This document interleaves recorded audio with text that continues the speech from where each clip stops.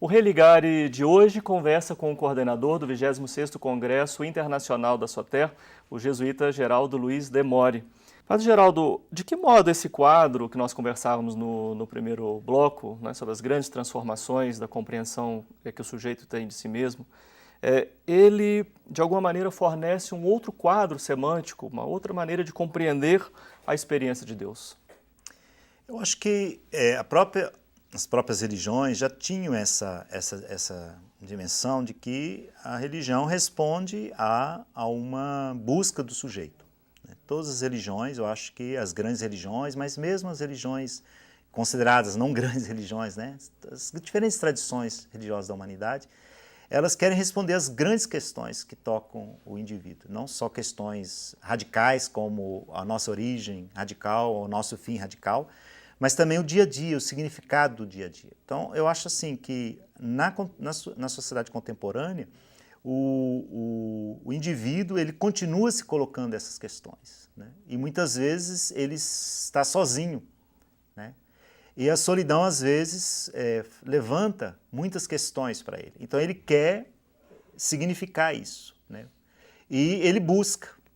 E às vezes ele se constrói, os sociólogos da religião contemporânea dizem, né? Ele se constrói o próprio significado, uma religião à sua medida. Né? Seja porque ele vai, como alguns falam, no grande supermercado do sagrado, disponível de diferentes maneiras, né? Até na mídia, na internet, né?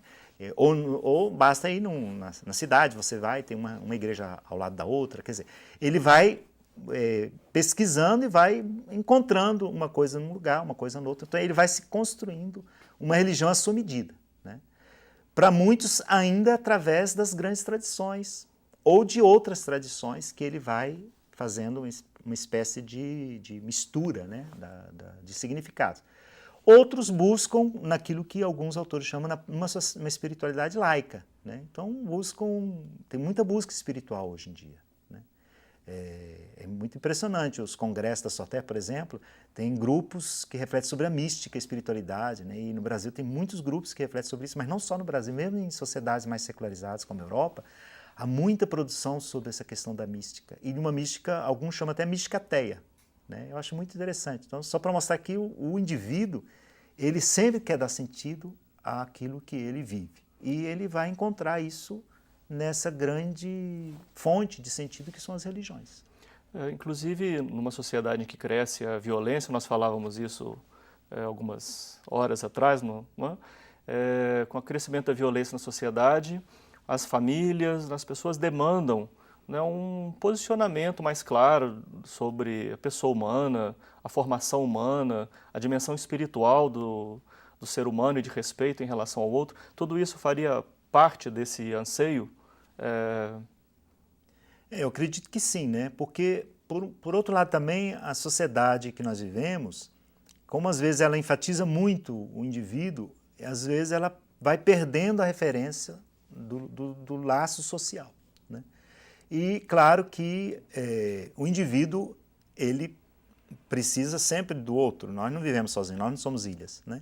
Então, eu acho assim, na sociedade chamada pós-moderna, muitas vezes há uma espécie de quase que de apologia do indivíduo, de tal forma que como se o indivíduo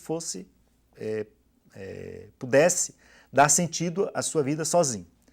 E isso torna, muitas vezes, ele sem referência, sobretudo da coletividade. Então nós temos muitas vezes certas aberrações que acontecem, né?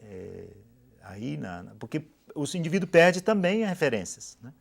Então, as religiões, queira ou não queira, elas oferecem uma espécie de referencial, né, da convivência social. O que é o bem viver, né, em sociedade? Retomando a questão da diversidade religiosa, alguns estudiosos afirmam que essa pluralidade é um índice da secularização.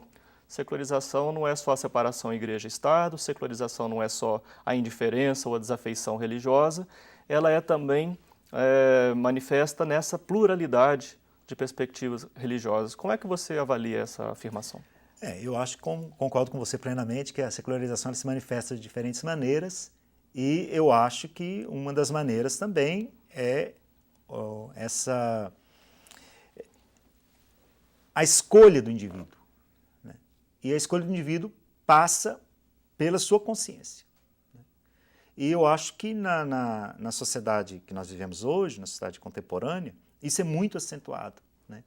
E o que a gente chama de secularização tem a ver com uma outra coisa chamada também laicidade, que é um espírito que está muito presente na nossa sociedade. A sociedade brasileira, apesar de ser o povo brasileiro muito religioso, cada vez mais nós vamos assistindo a emergência disso que a gente chama de laicidade. E isso, queira ou não queira, vai também tomar expressões, né, na maneira como o indivíduo compreende, né, a sua própria religiosidade. Então, a laicidade e a secularização, elas andam juntas, né? E eu acredito que a secularização, ela se manifesta também nessa forma plural que tem os indivíduos de escolherem, né, o que dá sentido último à sua existência. Como é que o Brasil, as religiões, os teólogos, cientistas da religião, concordando, não é, que sim, há um caminho de secularização no país se construindo, não é, como é que nós podemos pensar o lugar do religioso na vida contemporânea e até enfrentando esses desafios que a modernidade trouxe no pensar sobre a religião e no viver a religião? Eu achei muito interessante. Na semana passada, nós tivemos em Belo Horizonte a visita do Charles Taylor, que é um grande teórico da sociedade secular, né? Filósofo canadense, e um curso que ele deu foi justamente o lugar da religião numa sociedade secular, né? Ou secularizada. E é interessante que ele disse que a religião numa sociedade secular não tem lugar para ela, né? Não significa que os indivíduos não sejam religiosos. Não significa que os indivíduos não estejam buscando dar um sentido radical à sua existência, porque enquanto houver ser humano, o ser humano vai buscar. Ele pode dar significado à sua vida, seja de forma recorrendo aos grandes símbolos, que é um dos temas do Congresso, né? Os grandes símbolos narrativos. Isso. Né? Grandes símbolos do sentido que são as religiões, que são oferecidos pelas religiões, ou ele vai procurar isso de forma racional, secular.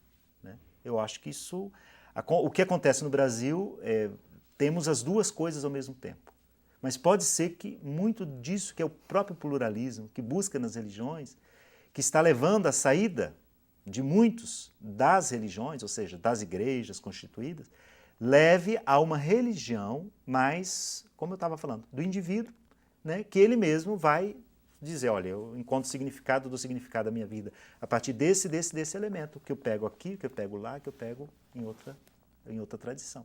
Né? Entendo. Qual que é o risco, né, da desinstitucionalização da religião? Se é o sujeito que vai fazer a religião à sua medida, não é, que riscos comporta essa experiência?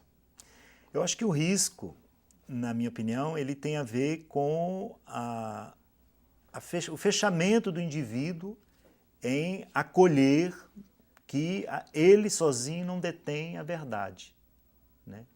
Que a verdade é algo que a humanidade deve buscar conjuntamente, né? Então, se eu digo, eu dou o meu sentido, né? Fabrico o meu sentido, construo o meu sentido, né? E eu não quero saber do seu sentido ou do outro, né?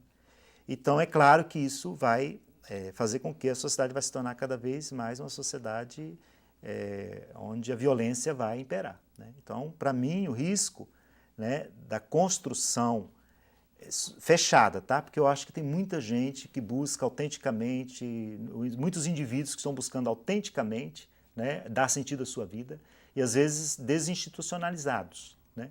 Mas eu acho que a institucionalização, para além da institucionalização, eu acho que a pertença a uma comunidade de crença ou de busca, ela já mostra que a busca do sentido é comum. Eu faço a busca do sentido com outras pessoas. Então, nesse sentido, eu vejo o significado das instituições religiosas, eclesiais, né? Porque elas me obrigam, no sentido positivo, a buscar o sentido junto com o outro, né? Eu não sou uma mônada, eu não sou uma ilha, né? E, muitas vezes, certas expressões do individualismo contemporâneo, elas levam a esse tipo de percepção. É como se o indivíduo ele vivesse sozinho no mundo. Isso não existe. Sim. As ideologias, seja de mercado, ideologia política, elas podem se apropriar de instituições religiosas. Há um risco também, nesse cenário contemporâneo das ideologias, se infiltrarem nos discursos religiosos, se apresentarem como discursos religiosos, não é? E trabalharem única e exclusivamente para os seus interesses? Também, isso também existe. Por exemplo, nós temos hoje, acho que na minha opinião, uma das grandes ideologias presentes nos discursos religiosos, que é o fundamentalismo. Né? O fundamentalismo é você que muitas vezes acha que, porque ele está apegado ao texto, né, ao sentido, entre aspas, literal, porque está na letra do texto, que ele detém a verdade toda. Né? E em nome disso ele pode fazer o que ele quiser. Né? Nós temos fundamentalismo em todas as religiões hoje. Não só no Islã, não só no judaísmo, no cristianismo, no hinduísmo, né? Em muitas tradições religiosas nós temos o fundamentalismo. Então eu acho que é uma ideologia. Né? Como tem outros tipos de ideologias, apesar de a gente achar que a gente não vive mais no tempo da ideologia, né? Que o tempo da ideologia foi o período do século XX, pós-Segunda Guerra Mundial, né? Ou antes também da Segunda Guerra Mundial, mas eu acho que nós vivemos hoje uma ideologia, sim, ideologia seja que tem essa expressão no fundamentalismo, mas pode ter também no individualismo exacerbado, né? E que depois se expressa também numa ideologia do mercado, por exemplo, né? Que é uma ideologia que está presente aí também. Quero agradecer a sua participação por hoje e agradecer também por você poder continuar com a gente para o programa de semana que vem. O Religar é um projeto de extensão do Programa de Pós-Graduação em Ciências da Religião da PUC Minas. Para saber mais sobre os nossos cursos de especialização e mestrado, rever esta entrevista, ver fotos de bastidores, saber mais sobre esse tema e sobre o nosso convidado, você pode acessar a página do Mestrado em Ciências da Religião da PUC Minas. O endereço é pucminas.br/ppgcr. O Religare de hoje fica por aqui. Obrigado pela sua companhia. Um abraço muito cordial e até a próxima semana aqui com o Padre Geraldo Demore no Religare Conhecimento e Religião.